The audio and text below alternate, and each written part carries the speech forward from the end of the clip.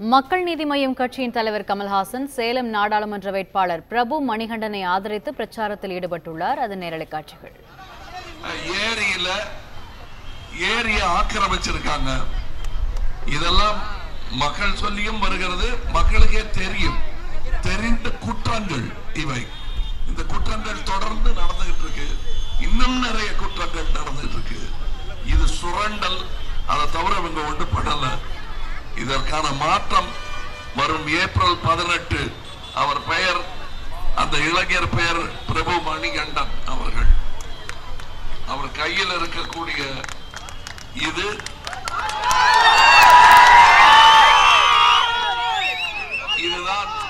இதுதான் சின்னம், அதுதான் நபர். முகத்தை பார்த்துக்குங்க. பிரபு மணிகண்டன் என்ன மாதிரி மீச வச்சிருப்பாரு. என்ன மாதிரி மக்களுக்கு சேவை செய்ய வேண்டும் என்ற ஆர்வமும் உள்ள இளைஞர். இதற்கு முன்னாலும் அதை செய்து கொண்டிருந்தார். இப்பொழுது தொடர்ந்து இன்னும் பெரிய அளவில் செய்வதற்கான வாய்ப்பை அவருக்கு நீங்கள் கொடுக்க வேண்டும். எங்கள் பிரதிநிதிகள் எல்லோரும் நீங்கள் எதிர்பார்த்ததை, இப்ப போன எம்பி பண்ணாம விட்டுட்டு போயிருக்காருல, பாலத்திலிருந்து குப்பையில இருந்து எல்லாம் அப்படியே இருக்கு.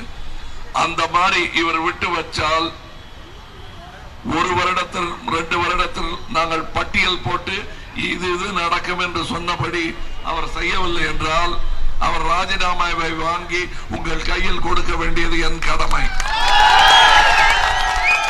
இதற்கெல்லாம் ஒத்துக்கொண்டுதான் நாங்கள் இந்த பயணத்தை துவங்கி இருக்கிறோம்.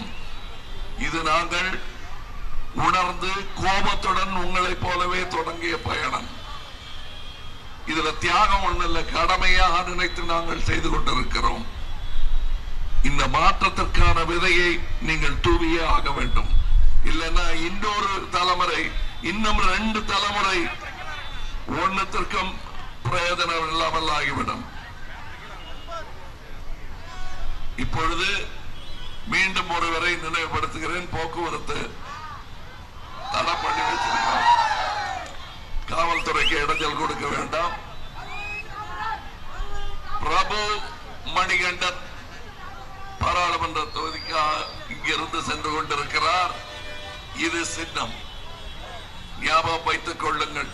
ஏப்ரல் 18 தமிழகத்தின் எதிர்காலத்தை மாற்றும் முதல் படி.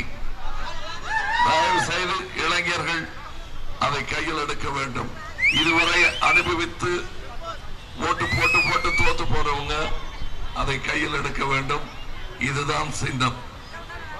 நிறைய பட்டியல் போட்டு வைத்திருக்கிறோம்.